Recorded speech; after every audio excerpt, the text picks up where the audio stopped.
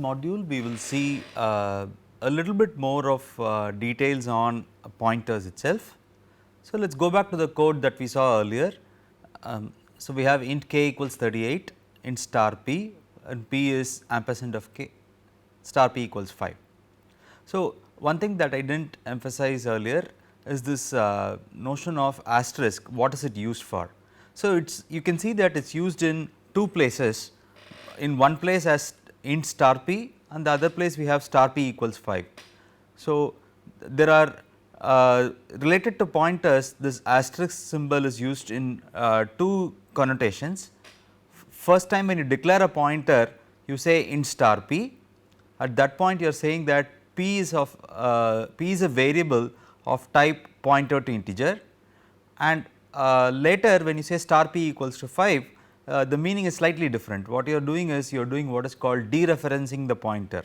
So, at this point this is not telling the compiler to allocate space for the variable p or anything like that. Here actually you are dealing with the r value of p.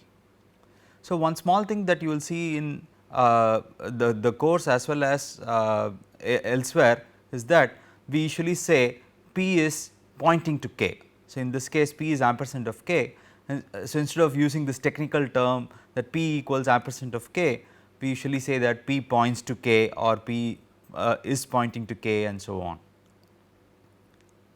So, let us look at the dereferencing operator.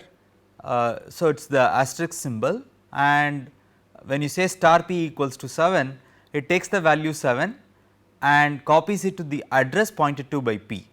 So, so we saw this if p points to k, then the above statement will actually change the contents of k also to 7, and this dereferencing is something that you will see as a technical term that is used later in the lecture also.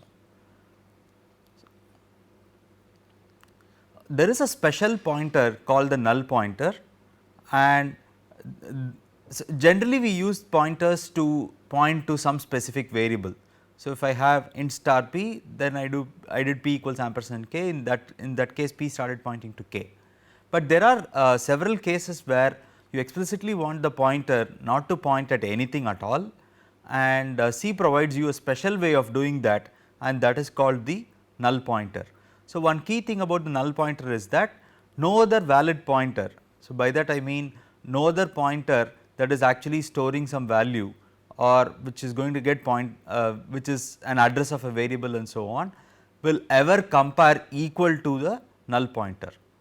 So, let us see what it means. So, first of all, C gives something called a predefined constant called null, and this is defined in stdio.h.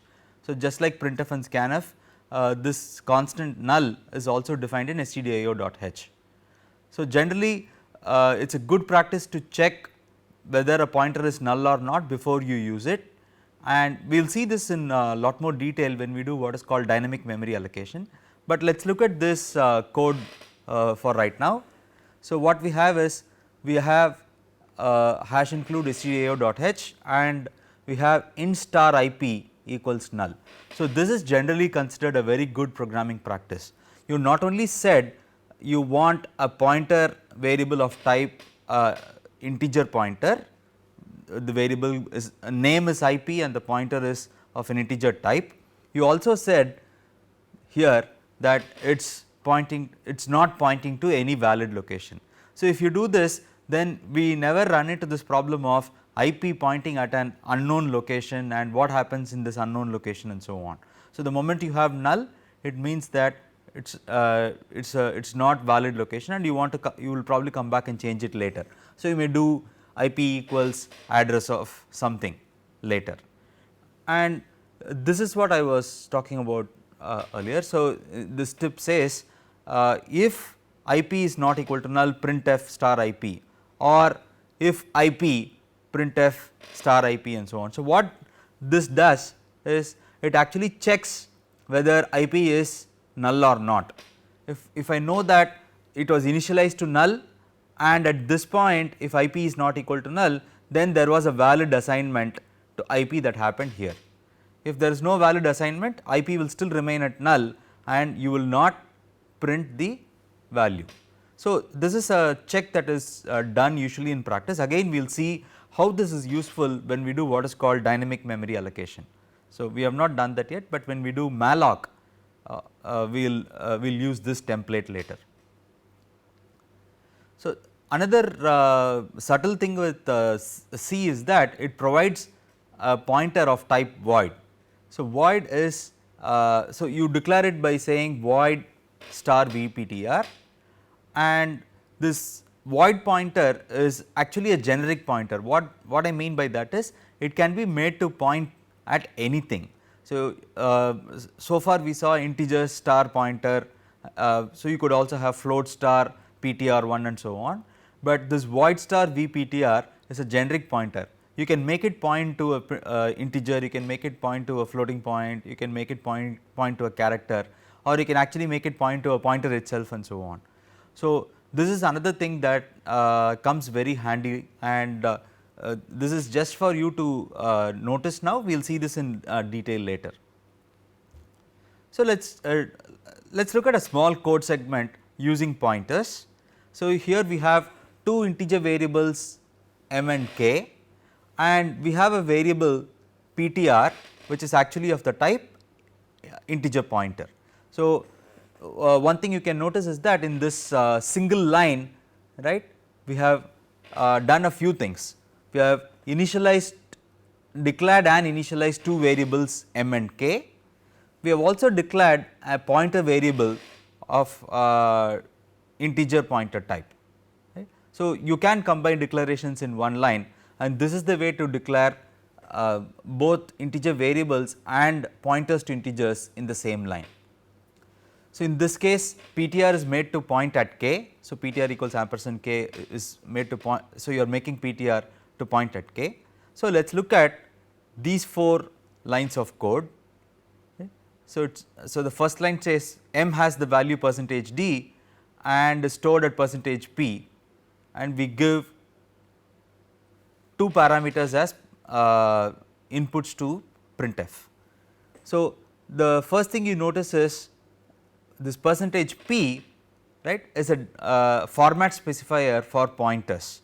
So, just like we have percentage %d for integers, percentage %f for floating point and so on, for pointers it is recommended that you use percentage %p. And so, let us see what happens in this line. You have percentage %d as a specifier that will attach it to m. So, you want m printed as percentage %d format, which means print m as an integer, and the second argument is void star ampersand of m. So, this is the case of what is called typecasting. So, ampersand of m is of pointer type and it is an integer pointer type. You typecast that into what is called void star. So, you can take a pointer which is of integer type and make it a generic pointer. So, if you look at the data type of void star ampersand m, it is actually a void pointer now, it is not an integer pointer anymore, and you are printing that using format specifier for called percentage %p. So, in the second line k has the value percentage %d and is stored at location whatever is the address of k.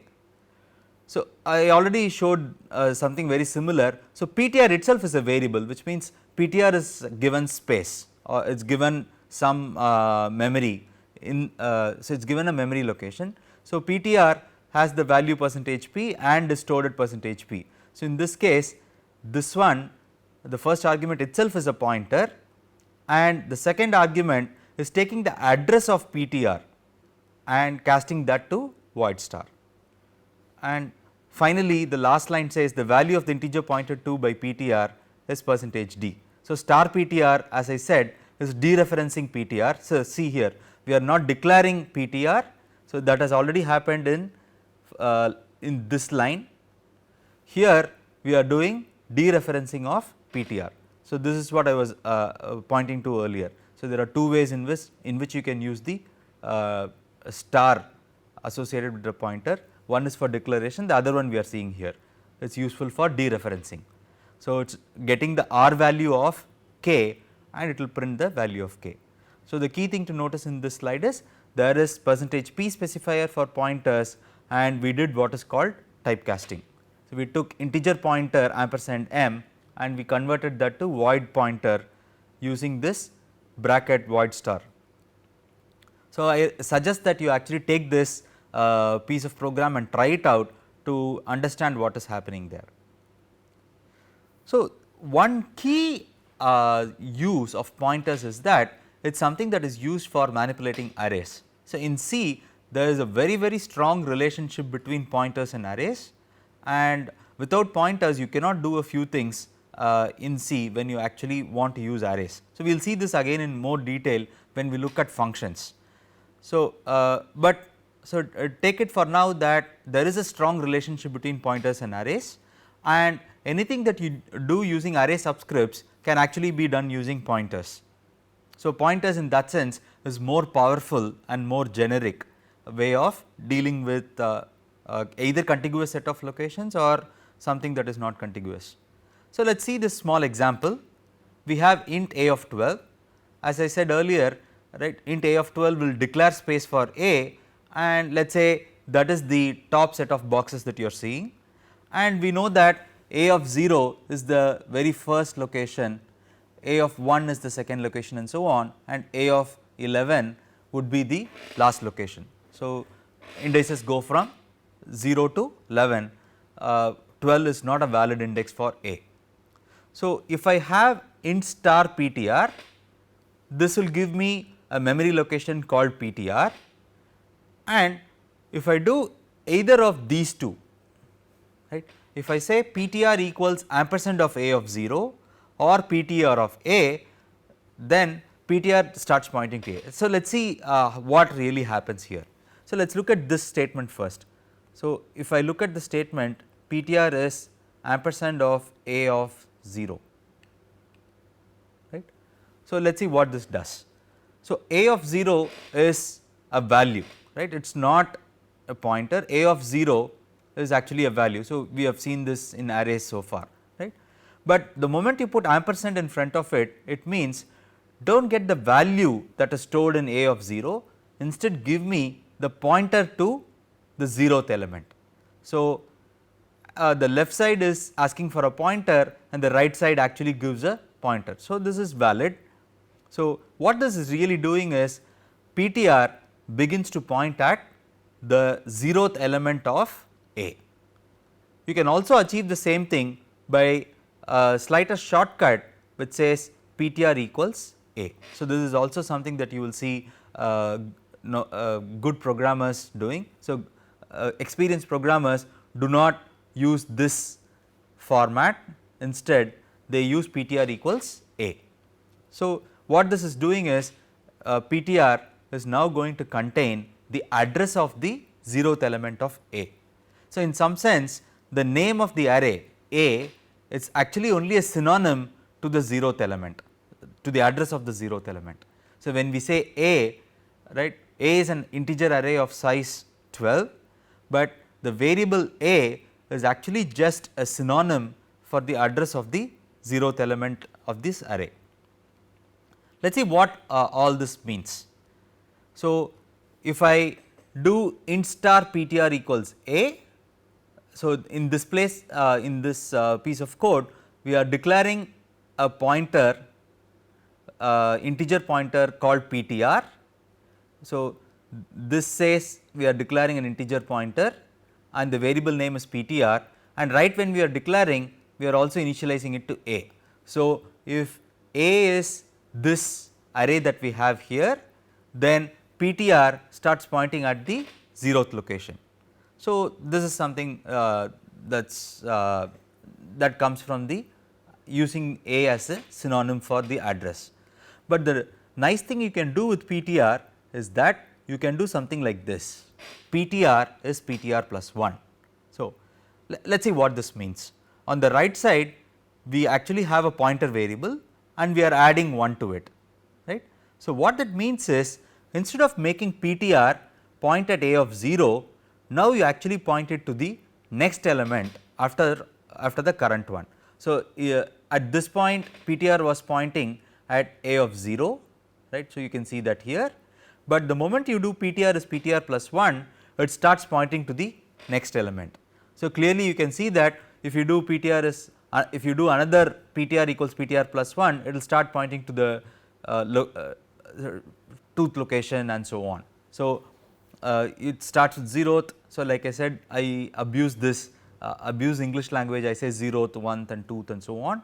So, right now it is pointing at 0th location, and if you do PTR is PTR plus 1, it will start pointing at 1th location, and if you do one more PTR equals PTR plus 1, it will start pointing at 2th location and so on. So, we can use like arithmetic like you would do on integers and so on, but there are certain rules. We will see this in a little more detail in a little while, right. So, one thing I would want you to think about is what does star PTR equals star PTR plus 1 do. So, clearly there is a difference between saying PTR equals PTR plus 1 versus star PTR equals star PTR plus 1. So, take some time and think about it. So, it will be useful to think about what this statement PTR equals PTR plus 1 does versus star PTR equals star PTR plus 1 does. Take a while to think about it. So, let us go back to arrays. So, in some sense arrays I said are less flexible than pointers, right. So, arrays are what are actually called constant pointers. So, let us look at piece of code on the left side. We have int a of 10 and we have int star PA. So, PA is an integer pointer, right? And when we say PA equals A, now PA starts pointing at the 0th location of A, and if you do PA plus plus, we are incrementing PA. What this does is it makes PA point at A of 1 instead. So, this is actually okay to do because pointers are variables, and here you did one assignment to PA and you changed the assignment to PA here, which is perfectly fine for PA because PA is a variable. Let us do something which is slightly different here. We have on the right side in the red box we have int a of 10, we have int star PA, and we say A equals PA, right. So, the first thing is that A equals PA is not permitted at all. So, this is not permitted. The reason is that when you do A equals PA, A is supposed to point at some 10 locations, and you are now asking A to point at some other location as indicated by PA.